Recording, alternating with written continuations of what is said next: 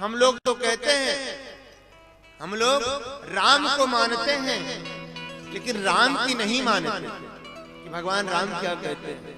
कृष्ण को मानते हैं, आते जाते जरा थोड़ी देर के हाथ जोड़ लेते हैं, लेकिन कृष्ण की बात को नहीं मानते।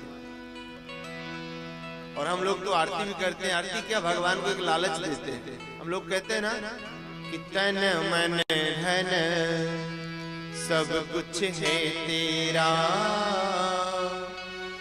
कि तेरा तुझको अर्पण क्या लागे मेरा। ओम जय जगदीश। कहते तो हैं प्रभु तन तेरा है, लेकिन अभी कहा जाएगा तन मेरा है तो एक काम कर, आजा 1 महीने कल्पवास कर मेरे यहाँ गंगा जी किनारे। तो महाराज बड़ी सर्दी लगती है, कोई कोई बिरला कल्पवास कर। तो जब तन मेरा नहीं तो काहे तन तेरा है? भगवान को लॉलीपॉप दिखा। कुछ लोग रहते हैं, लेकिन जो सब लोग आरती करते सारा संसार तो नहीं रहता। कुछ लोग कहेंगे कि धन तेरा, भगवान कहते हैं ठीक है, अगर धन भी मेरा है तो एक काम कर, अगर धन मेरा है तो काम कर, दरिद्र की सेवा करना नारायण सेवा के बराबर होता है। किसी गरीब का मकान बनवा दे, उसकी कोठी खड़ी करवा दे, या मेरा कहीं मंदिर बन रहा हो जा करके वहां बहुत सारा धन दान दे दे। बोला महाराज जी नहीं हो पाएगा, कोई कोई बिरला करता है, सब कोई नहीं कर सकता। बोले जब तू नहीं कर सकता तो काहे को कहता है कि तन मन धन सब कुछ है तेरा। अरे तेरे परिवार वालों को तन चाहिए ना, तो अपने परिवार वालों को तन दे दे। तेरे परिवार वालों को धन चाहिए तो धन भी दे दे, लेकिन तू अपना मन मुझे दे दे प्यारे, क्योंकि राम ही केवल प्रेम प्यारा।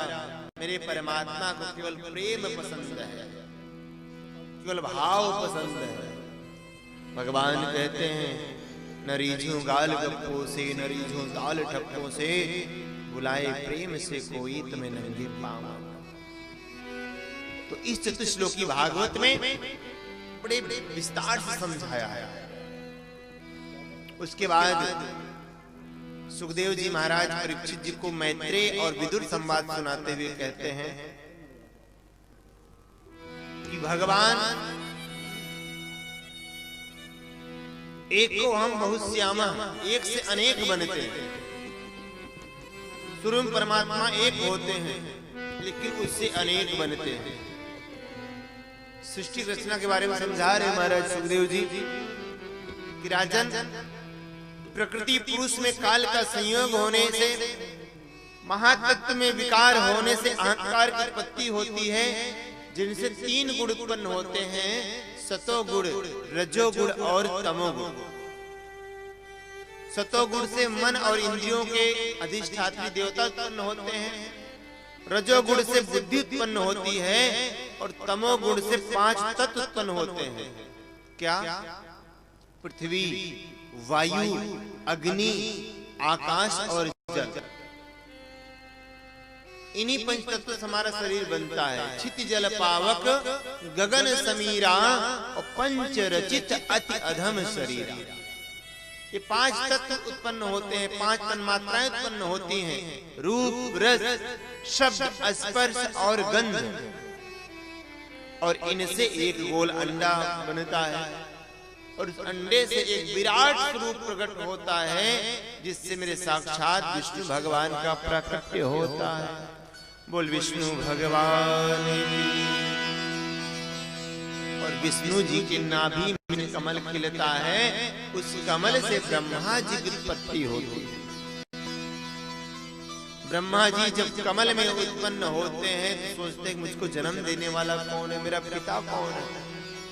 उस कमल की नाड़ में ही बहुत दिनों तक चक्कर लगाते हैं, लेकिन पिता का दर्शन नहीं पाते। तो भगवान साक्षात उनके सामने जाके प्रकट होते हैं और कहते हैं ब्रह्मा जी, तुमको हमने उत्पन्न किया है और अब तुम सृष्टि की रचना करो। तो ब्रह्मा जी के द्वारा पहले 4 ऋषि उत्पन्न होते हैं, जिनका नाम होता है सनक, सनंदन, सनातन और सनत कुमार। इनसे कहते हैं भैया आप लोग सृष्टि को आगे बढ़ाइए। तो चारों ऋषि कहते हैं नहीं नहीं भैया, हम संसार के चक्कर में नहीं पड़ेंगे, नहीं तो भगवान का भजन नहीं कर पाएंगे। हमको तो सदैव किशोर अवस्था में रहना है, क्योंकि व्यक्ति जब जवान होता है तो उसके अंदर अनेक प्रकार की तामसिक प्रवृत्तियां आती हैं। तो हमें जवान नहीं होना, नहीं मैं कामी हो जाऊंगा, क्रोधी हो जाऊंगा, लोभी हो जाऊंगा। महाराज हमको सदैव नन्हा बालक रहने। तो ये चारों चले जाते हैं, बोले हम सृष्टि को आगे नहीं बढ़ाएंगे। तो ब्रह्मा जी के कानों के द्वारा एक ऋषि को उत्पत्ति होती है, उनका नाम पड़ता है महाराज करदम। ब्रह्मा जी कहते हैं करदम जी अब आप सृष्टि को आगे बढ़ाइए। करदम जी कहते हैं भैया मेरे बस की बात नहीं है, मैं तो भगवान का भजन करूंगा। उसके बाद ब्रह्मा जी के द्वारा रुद्र की उत्पत्ति होती है, जिसे कहते हैं भगवान शिव। फिर ब्रह्मा जी के ही द्वारा एक स्त्री एक पुरुष का प्राकट्य होता है, जिनका नाम हुआ मनु और शत्रुपा। मनु शत्रुपा से कहा ब्रह्मा जी ने कि भैया अब आप सृष्टि को आगे बढ़ाइए। तो मनु शत्रुपा ने कहा कि अरे गृहस्थ बसाने के लिए पृथ्वी की आवश्यकता होती है, और इस समय पृथ्वी को एक हिरण्याक्ष नाम का राक्षस पाताल लोक में ले गया है। जब तक पृथ्वी नहीं मिलेगी तब तक हम कहां से जो है सृष्टि को आगे बढ़ाएंगे। तभी ब्रह्मा जी को छींक आई, उनकी नाक से वाराह भगवान प्रकट हुए, जिनका मुख सुअर के जैसा, सूकर के जैसा और शरीर मानव के जैसा। गदा लिए वाराह भगवान प्रकट भये और देखते ही देखते विशाल हो गए, और पाताल लोक में जाकर के हिरण्याक्ष का वध करके पृथ्वी को समुद्र के ऊपरी सतह पर ले आए।